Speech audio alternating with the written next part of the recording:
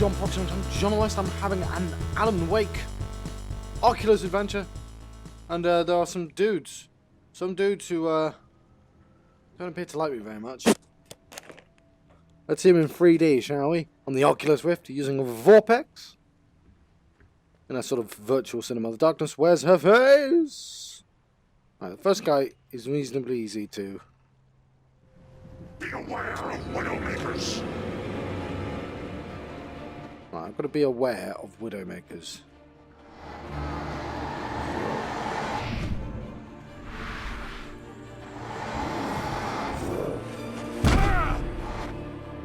I was trying to be aware of Widowmakers. What are you doing?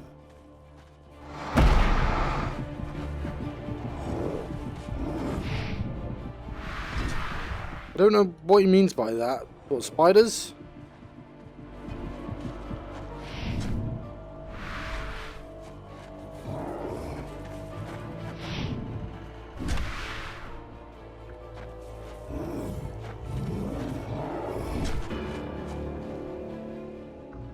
Right, that worked at least thrice before. At least.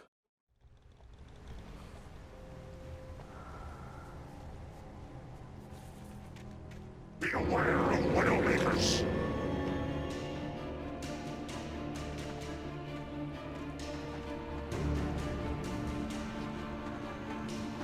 Right. Right, this isn't working, is it?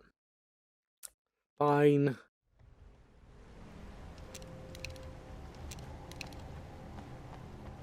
Be aware of Widowmakers.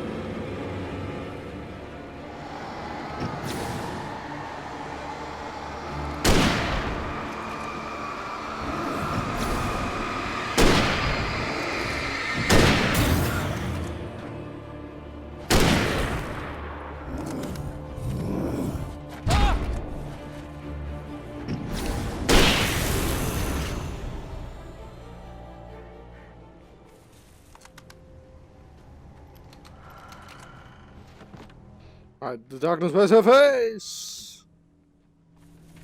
So I'm told.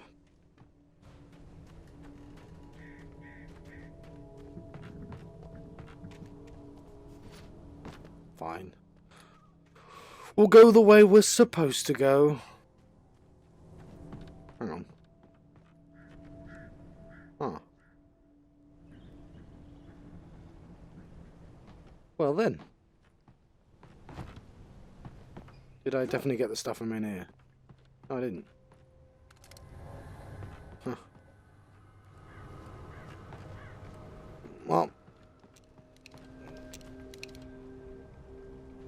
I know there's at least two of the bastards.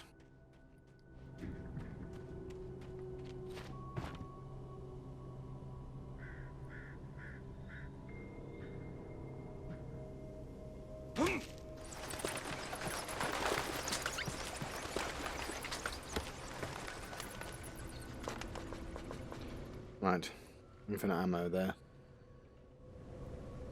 Yeah, I should be worried. Trying a different route. See if that helps. Don't think it's viable.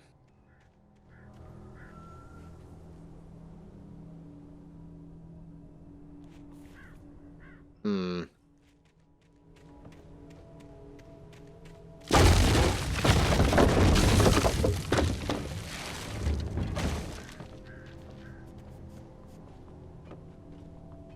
Well, triggering that help might help. You can see what I'm trying to do.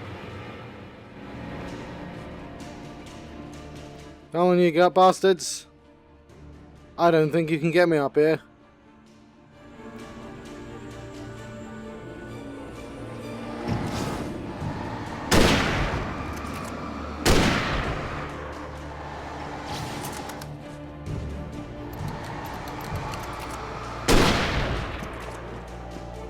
You know what? They might.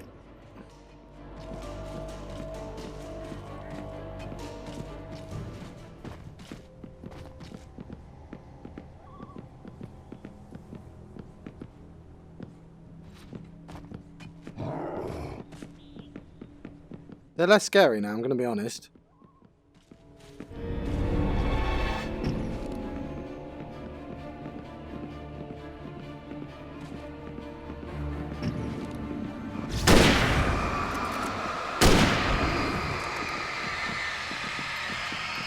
Why am I using... You beware of glitches.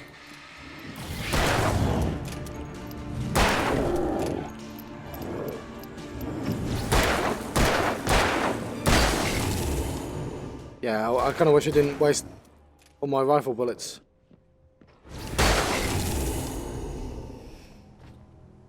Yay! Right. No, I don't feel proud, but I did it. Gonna drink some Coke while I'm here. It's still Diet Dr. Pepper, but whatever. Let's carry on.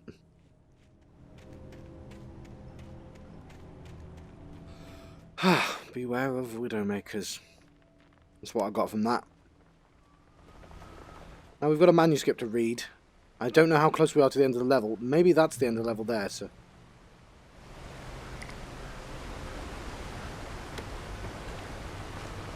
So, how's about we go through the manuscript?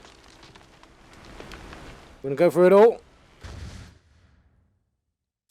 So, these first two are from his book. It's true what they say about the fall and the sudden stop at the end. I'd lain here in the snow while the lurid chain of scenes that had led me here kept playing in my head.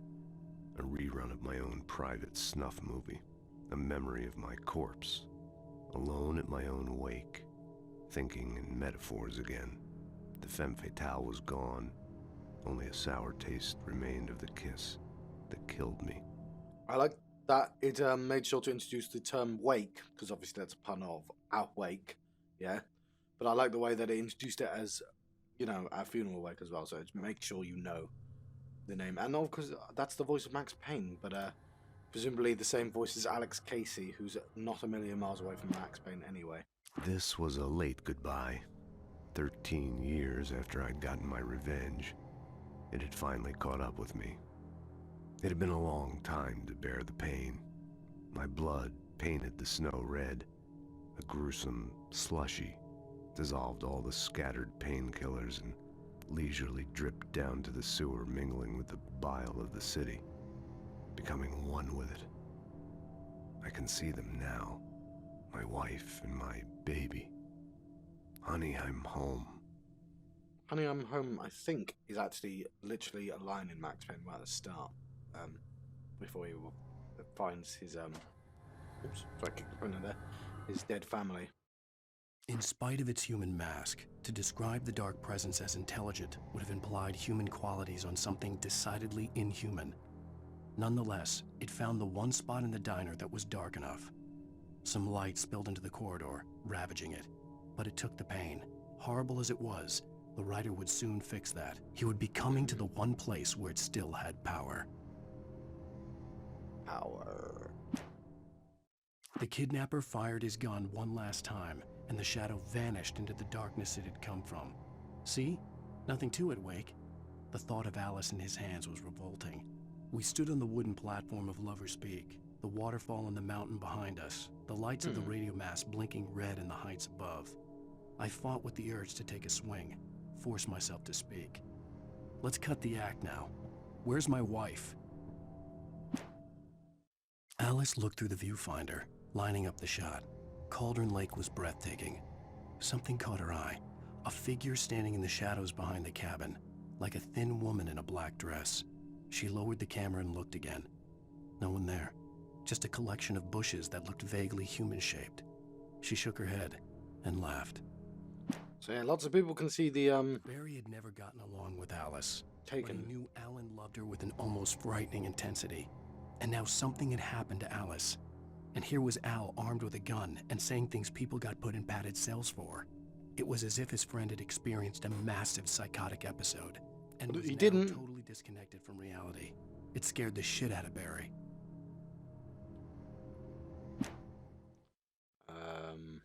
The air in the visitor center was heavy with an awful smell, as if some rotten drowned thing had crawled up from its grave. Rusty kept coughing blood. My eyes were drawn to the twisted shape of his broken leg. The attack had been vicious. Max whined in his cage.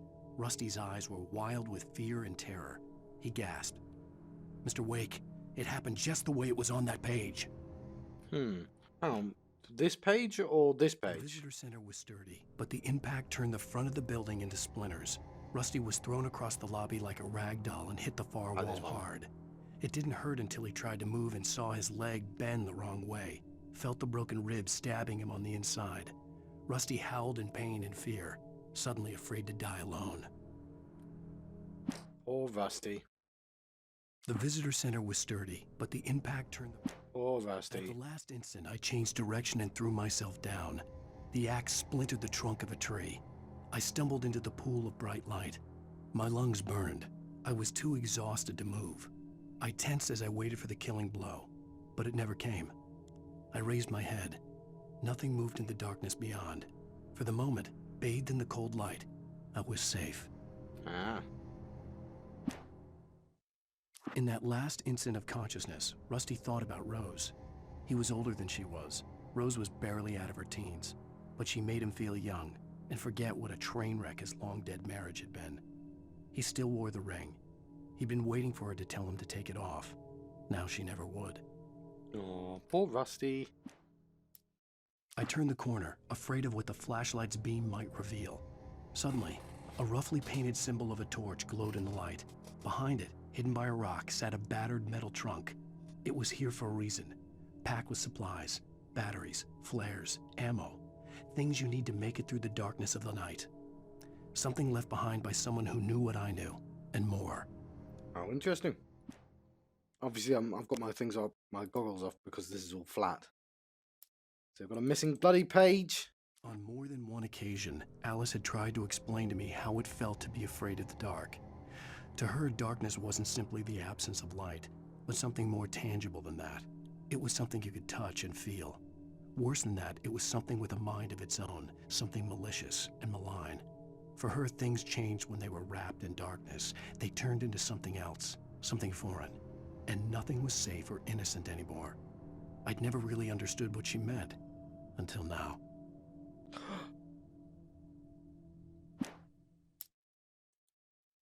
I've not got to The this night had bit been yet. one desperate situation after another. I was exhausted, and my body felt as though it had been chewed up and spat out. The flashlight was heavy in my hand, and each pull of the trigger sent a painful shock up my arm. But I was finally out of the woods, and things were looking up. That's when I heard the chainsaw. I've got that to look forward to then. When Barry saw the darkness attack the visitor center, it made him a believer. The men Al said he'd shot, they hadn't been just locals on crank. Somehow the world had changed, like the channel had been switched without warning. You think you're watching a sitcom, and you're really watching a horror show. When the birds started attacking the cabin, Barry wasn't surprised, just terrified. The FBI agent's command froze me in place. I considered surrender. It was all falling apart anyway. I could give in, let someone else deal with it, but it felt all wrong. Call it instinct, his posture, the way he held the gun. He was no friend. Shots ringing in my ears, I leaped for the hole in the fence and stumbled into the darkness beyond. Got that to look forward to as well. Rose knew that Rusty was in love with her, and she liked him too. She liked him a lot. He taught her to dance, and life had certainly taught her the value of a man who was gentle. He treated her well, made her smile, made her feel good. But Rusty wasn't the prince of her dreams, and that tended to underline the unbearable truth. She was no closer to that Hollywood magic than he was. Poor Rusty. Nobody in Bright Falls seemed to know where Al was, but Rose, the waitress at the diner, had seen him. From what Barry could tell, Al pretty much fell off the face of the earth when he left the diner.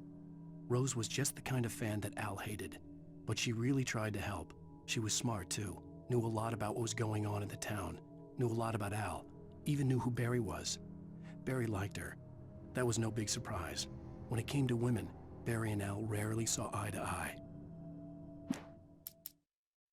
Sarah didn't care about the legal threats Wake's agent had made. She let Wake go without argument, because there was something about him she couldn't quite put her finger on. something that reminded her of her father. She didn't think Wake would hurt his wife. Then she thought about the way he waded into Hartman, that hair-trigger rage flaring up without warning. Hmm. The logging site was a mess.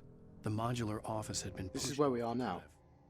Deputy Thornton climbed up from the wreckage excited, breathing hard no. from the exertion. Nobody there.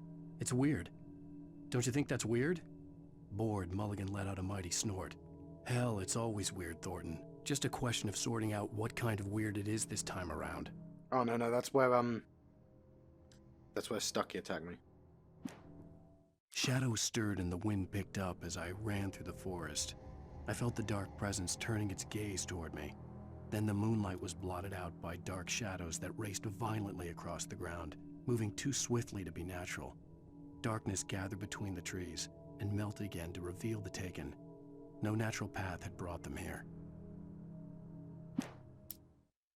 And there we go. So, yeah, it's quite hard to know when that's going to lead to the end of the episode, but I feel like I'm quite close to the top, whether the episode ends at this point. Hazardous occupation. That's when I heard the chainsaw.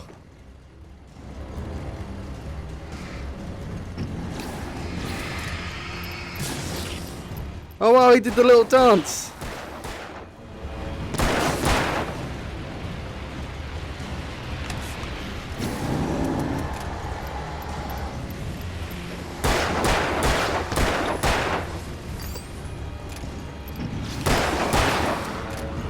Right, we have more flares if we need it.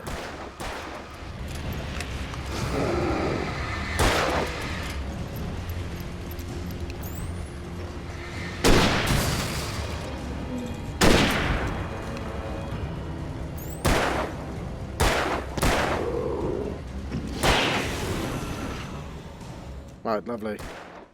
Oops. Oh, damn it, John! I need to change that button. Wow, what a waste of... Oh, we've dealt with the chainsaw.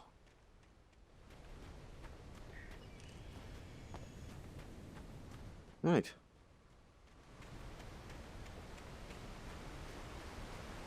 Yeah, I really took him down.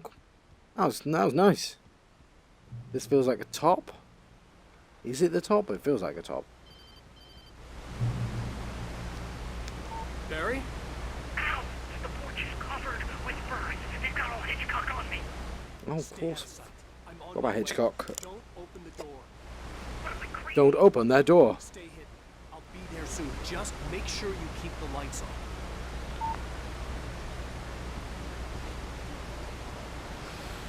Yes. Lots of references. That's not the right one, is it? So is this is the campgrounds? I still had to reach Barry at the cab, but at least I was out of the woods. Yes, indeed.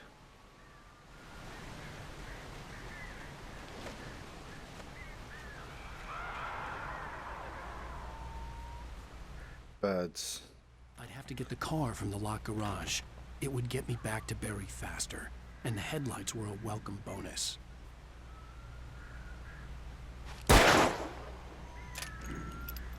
I gotta find keys.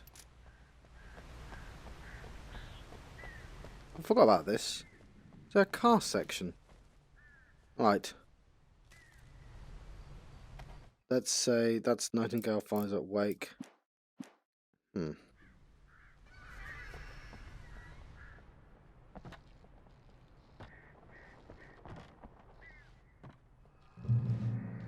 Ah.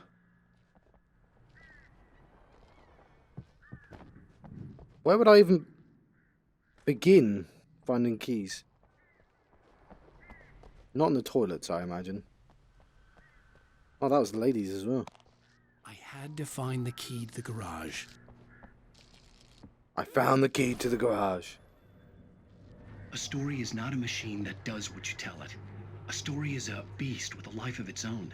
You can create it, shape it, but as the story grows, it starts wanting things of its own. Change one thing and you set off a chain reaction of events that spreads through the whole thing.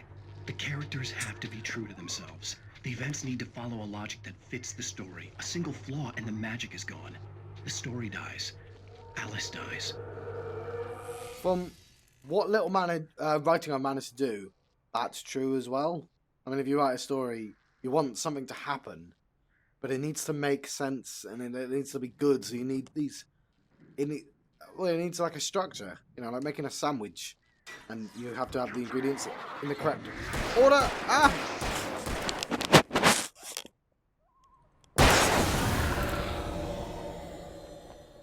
I don't know why sandwich is the first thing I thought of. Like a song, right? A song is a structure. It's not a million miles different from that. But I sort of... That's the reason why Alan doesn't write "I win" immediately in the story that he wrote. Because it needs to work as a story. That's the rules that it imposes.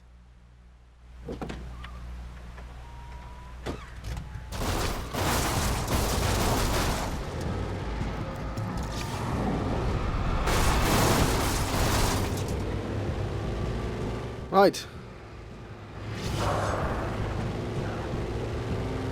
We're on the road. And it controls like bloody rubbish. Who put all this stuff on the road?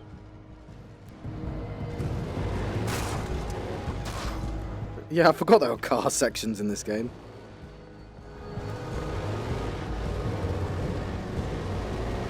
Yeah. Not the best part of Alan Wake, I'm gonna be honest.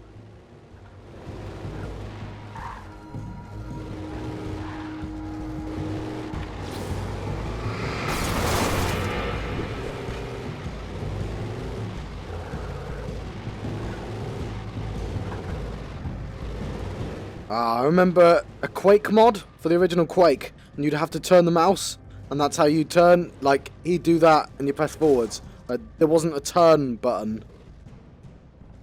Like so. Like I'm doing now. You just have to face the camera the way you wanted to go, and then it would turn into it. It was such a weird method of turning.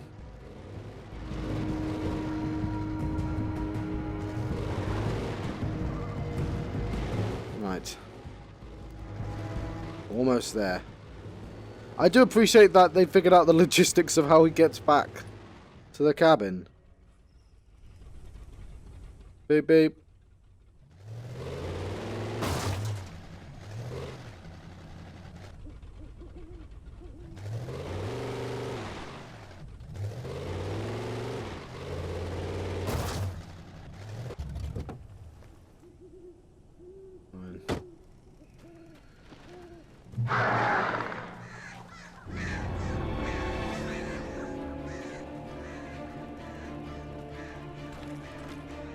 The flare gun was probably the best weapon I could imagine against the dark things I was facing.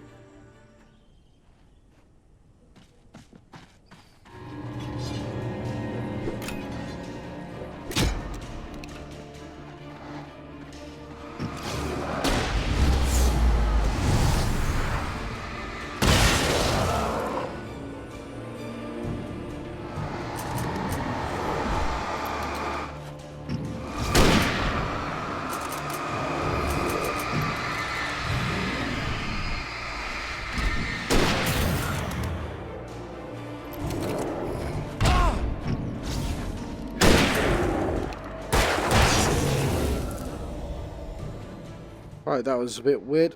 Oh crap.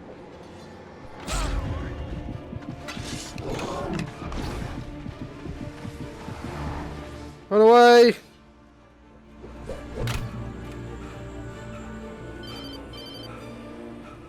It was the kidnapper. You son of a bitch! Where's my wife? Enough horseplay, Wake. You deliver the manuscript, and you can have your woman back. Simple as that. I don't... Listen. I'm gonna need time to finish it. I still need to write the ending. I need a week. It's not done. I need a week. 2 days. The old Bright Falls coal mine is nearby. You can find it easy, city boy. The main building, there at noon. You bring the manuscript, you'll get your wife. If not, well, get me?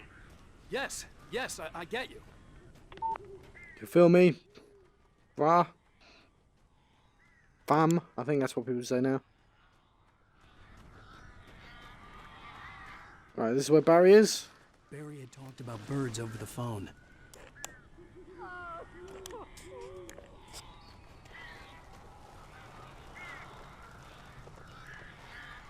Darkness controls the taken. Aw.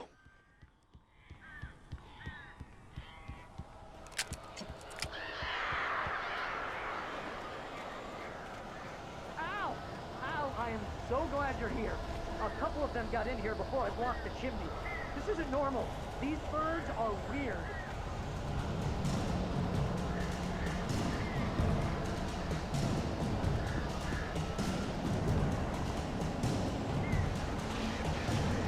Right.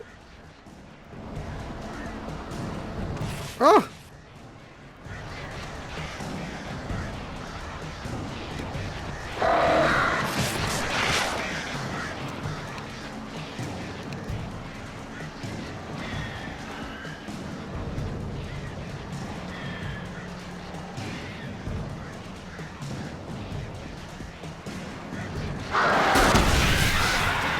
Ow! Make them go away, please! I'm working on it, Barry.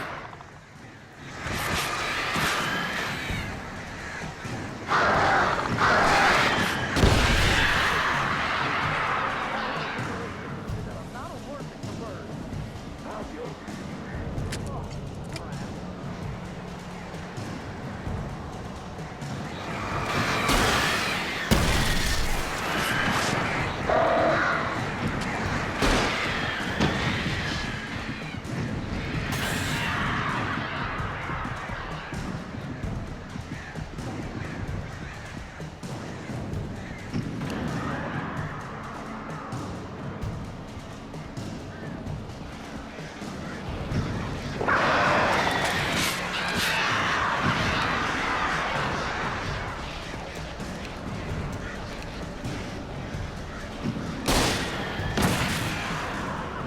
Dead birds.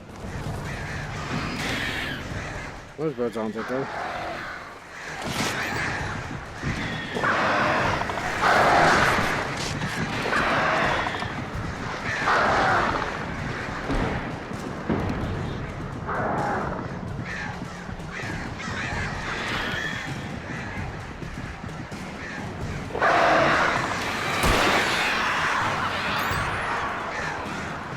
Right.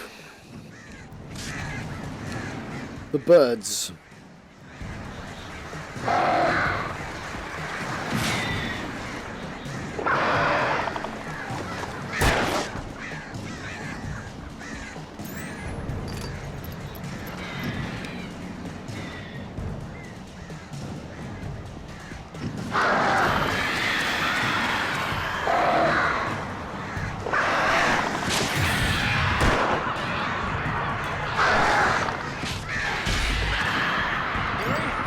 You can open the door now.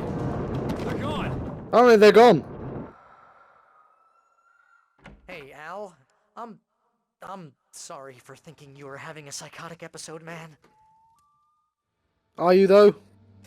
I sent Barry to the town to ask around about a man fitting the kidnapper's description. He'd go through the archives of the local paper. Perhaps he could learn something. Anything about the island and the cabin that had disappeared. The man wanted a manuscript. I had to try to write him one to get Alice back. That's convenient.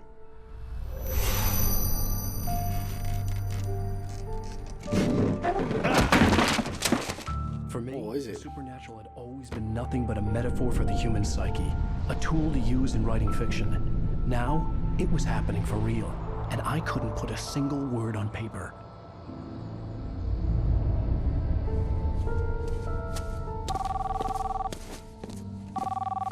Barry Wheeler speaking. This is Rose. Rose? I found Mr. Wake's pages. Oh, you sweet, brilliant girl. Could you and Mr. Wake come get them? I live in the trailer park outside Oh, it's just there. town. We'll be there in less than an hour. Bye now. See you soon. Have a great day. Hope you come back soon. Welcome to the Oh Dear Diner. Good girl.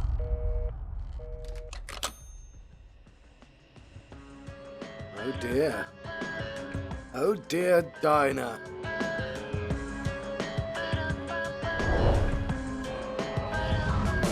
That was well timed on my part, I think.